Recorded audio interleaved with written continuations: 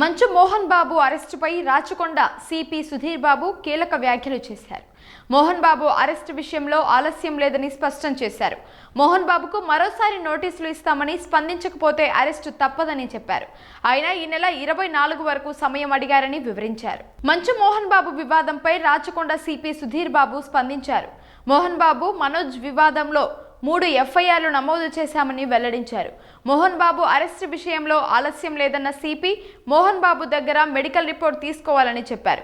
మోహన్ బాబుకు నోటీసులు ఇచ్చామని, ఈ నెల 24 వరకు సమయం అడిగారని సిపి సుధీర్ బాబు చెప్పారు.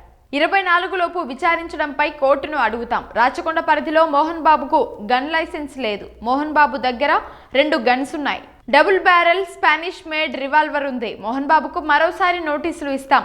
నోటీసులకు స్పందించకపోతే అరెస్ట్ చేస్తామని రాచకొండ సిపి సుధీర్ బాబు స్పష్టం చేశారు. మోహన్ బాబు తన లైసెన్స్డ్ గన్ను సరెండర్ చేశారు. తన పిఆర్ఓ ద్వారా డబుల్ బ్యారెల్ గన్ను ఏపీలోని చంద్రగిరి పోలీసులకు అప్పగించారు.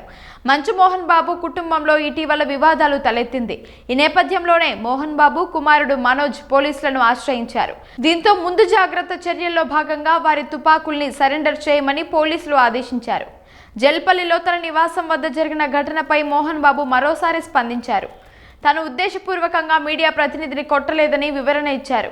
జర్నలిస్టులకు క్షమాపణలు చెప్పారు. ఆదివారం సాయంత్రం సోమాజిగూడ యశోద ఆసుపత్రికి వెళ్లి చికిత్స పొందుతున్న జర్నలిస్ట్ను మోహన్ బాబు, మంచు విష్ణు పరామర్శించారు. అతనికి కుటుంబ సభ్యులకు క్షమాపణ చెప్పారు. మోహన్ బాబుపై పహాడీ షరీఫ్ పోలీసులు హత్యాయత్నం కేసు నమోదు చేశారు. మీడియా ప్రతినిధిపై దాడి ఘటనలో ఆయనపై తొలుత BNS 118 సెక్షన్ కింద కేసు నమోదైంది.